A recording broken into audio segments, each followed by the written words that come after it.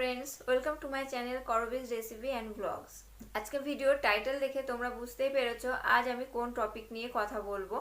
आमादेर बांगालीदेर बाड़ीते प्रत्येक दिन एकटू किन्तु भात बेঁচে যায়। दिनेर शेषे खाওয়ার পরে কিন্তু একটু ভাত বেঁচে যায়। এই ভাত আমরা পরের দিন কিভাবে খাবো তাই নিয়ে কিন্তু দ্বিধায় থাকি। এই বাসি ভাত গরম করে খাবো না বাসি ভাত একটু লবণ, কাঁচা লঙ্কা আর কাঁচা পেঁয়াজ দিয়ে পান্তা করে খাবো, কোনটা বেশি ভালো, কোনটা বেশি উপকার আমাদের শরীরের জন্য, সেটাই আজ আমি তোমাদের সাথে শেয়ার করব।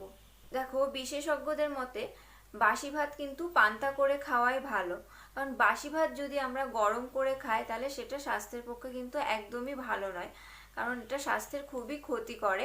তাছাড়া এর সাথে সাথে ডায়রিয়া, আমাশা, তারপর পেট খারাপ, পেট ব্যথার মতো বমি বমি ভাব, এইসব রোগের আশঙ্কাও কিন্তু বেড়ে যায়।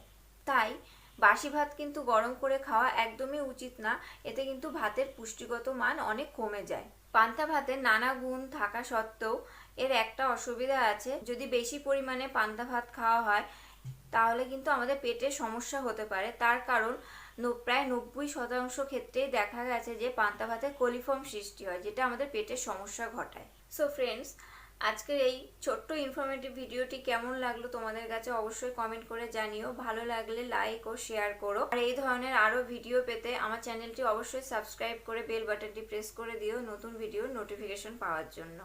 Thank you, tata.